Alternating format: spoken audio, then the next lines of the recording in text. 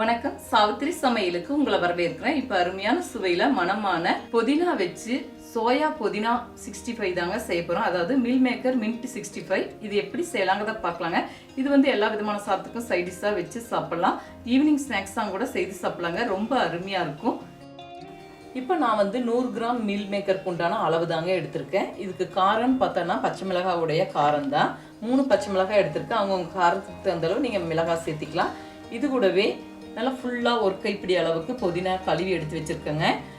நீங்கள் இஞ்சி பூண்டு விழுது இல்லைன்னா கொஞ்சமாக இஞ்சியும் பூண்டு பொடி பொடியாக நறுக்கி சேர்த்திக்கலாம். நான் இதில் இஞ்சி பூண்டு விழுது வந்து 1/2 டேபிள் ஸ்பூன் எடுத்துருக்கேங்க. இதையும் சேர்த்து கொஞ்சமாக தண்ணி விட்டு நல்லா நைஸாக அரைச்சி எடுத்துக்கலாம். இப்போ அரைச்சி எடுத்துட்டேங்க. இது கூடவே 1/2 எலுமிச்சை பழச்சாறு வந்து பிழிஞ்சு எடுத்துக்கலாம். நல்லா கலந்து வச்சுக்கலாம்.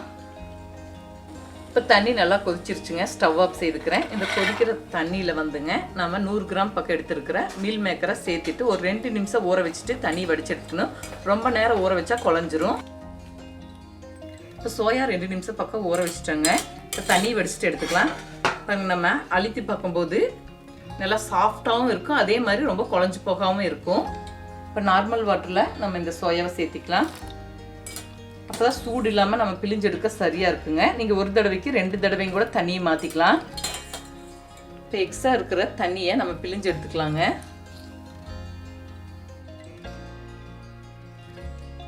இப்போ பிழிஞ்சு வச்ச சோயா கூட தேவையான எல்லா பொருளுமே கலந்து வச்சுக்கலாங்க.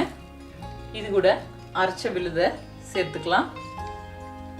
இது கூட தேவையான அளவுக்கு உப்பு,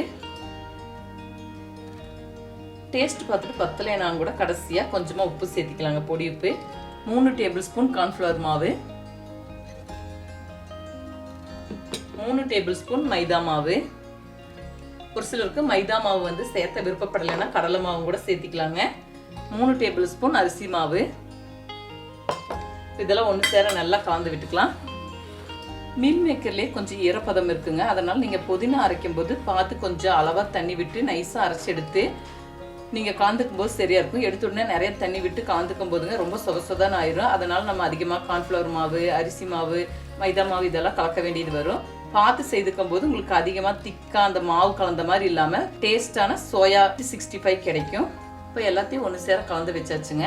எண்ணெய் காயிற வரைக்கும் ஊறிட்டு இருந்தால் போதுங்க. ஒரு 5லேருந்து 10 நிமிஷம் ஊற வச்சுக்கிட்டா சரியாக இருக்கும். இப்போ எண்ணெய் நல்லா காஞ்சிருச்சுங்க. இப்போ ஒவ்வொன்றா போட்டுக்கலாம்.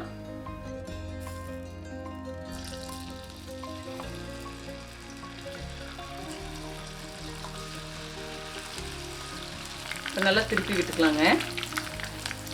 போட்டோன்னா லேசாக சடசடப்பாக ஆகும். அதுக்கப்புறம் நல்லா வெந்து வரும்போது உங்களுக்கு அந்த சலசலப்பு சத்தமெல்லாம் அடங்கிடும்.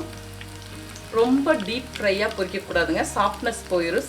சாப்பிடும்போது நல்லா கொஞ்சம் மொறுமொறுப்பாகவும் இருக்கும், அதே மாதிரி சாஃப்டாகவும் இருக்கணும். ரொம்ப ஹார்டாக இருக்கிற மாதிரி மொறுமொறுப்பாக பொரிக்கக்கூடாது சோயாவை பொறுத்தவரை.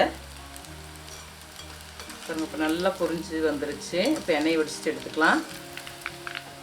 இப்போ அருமையான சுவையில் புதினா மணத்தோட சோயா புதினா 65 செய்துட்டேங்க. இதே முறையில் செய்து பாருங்கள். இந்த வீடியோ பிடிச்சிருந்தால் லைக் பண்ணுங்கள், ஷேர் பண்ணுங்கள், சப்ஸ்கிரைப் பண்ணுங்கள், கமெண்ட்ஸ் பண்ணுங்கள். அடுத்த வீடியோவில் சந்திக்கலாம்.